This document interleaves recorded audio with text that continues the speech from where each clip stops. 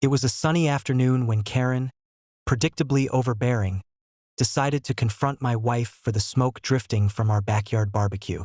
She began yelling across the fence, claiming that the smoke violated some imaginary HOA rule and insisting that it needed to be stopped immediately. Karen's audacity was remarkable, but she didn't realize that I had placed my wife and our property well within the bounds of authority that even she could not challenge.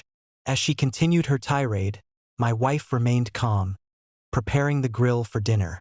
Karen, oblivious to the fact that she had triggered a reaction she couldn't control, didn't know that my wife was also the fire marshal for our district. That meant every action she took regarding fires, smoke, and safety was fully legal, regulated, and documented under her jurisdiction.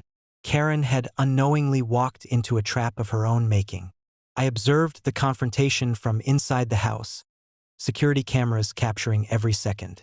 Karen's yelling grew louder, more frantic, as she tried to assert authority that simply didn't exist.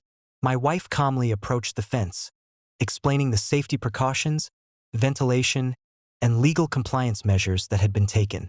Karen, insistent, tried to insist she could enforce HOA rules over the matter, but my wife's position as fire marshal made the entire argument null and void.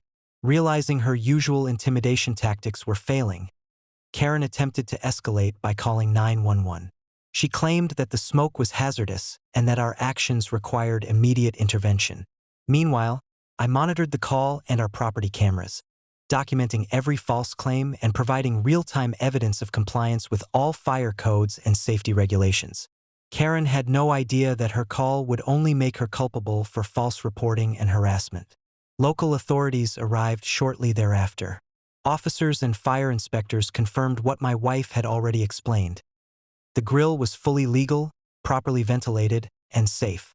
Karen's complaints were baseless, and her actions could now be interpreted as harassment, given her repeated history of interference with our property and our lawful activities. The HOA quickly distanced themselves to avoid liability, leaving her isolated and exposed. Karen attempted to argue further, pointing to imaginary HOA ordinances and insisting that her enforcement powers extended to our property. I calmly reminded her that she had no legal authority here, and any further harassment or attempts to intimidate us could lead to criminal charges, fines, or legal action. The combination of my wife's position as fire marshal, our security documentation, and the law itself rendered her powerless.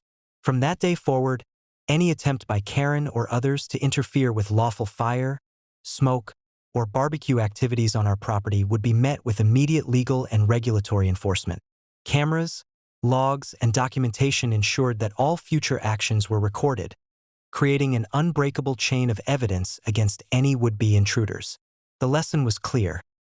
Overreach and entitlement fail when confronted with authority, preparation, and legal knowledge. Karen's audacious attempt to control our barbecue ended with her humiliation, exposure, and potential liability.